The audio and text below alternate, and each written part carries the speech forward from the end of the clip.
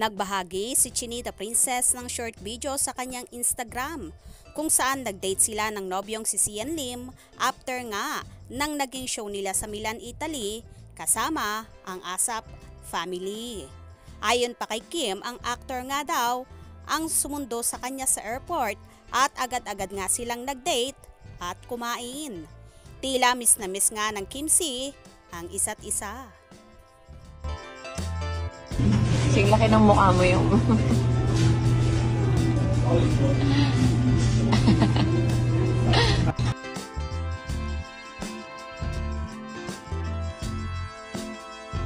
Sigan, nalito na ba kayo? Kamusta relationship right now? Kagabi, nag-dinner na kayo pagka-uwi ko, magalaman ko, and then nag-catch up kami, and then busy din siya kasi nag-naming din siya ng teleserye na ni Jenny Mercado. So, okay. Happy na lang.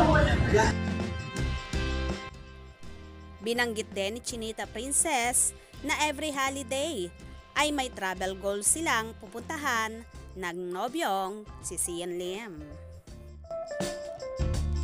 Kami naman is nag-travel talaga kami every holiday. So, yan din kasi sa mga nag-look forward ko na travel namin for this year.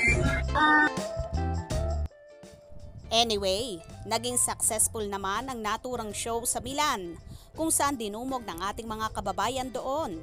Nagkaroon din ng bonding si Kimi kasama ang ilang kapamilya stars kung saan nakipag-meet up pa sila sa kanilang mga tagahanga doon.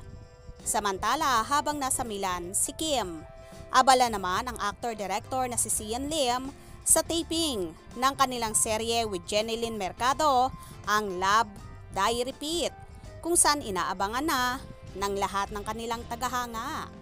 While si Kimi naman ay inaabangan na rin ang pagtatambalang serye with Paolo Abilino, ang Linlang. Kaya naman tumutok at huwag pauhuli sa mga maiinit na kaganapan. Anong inyong magiging reaction sa bidyong ito? Comment below.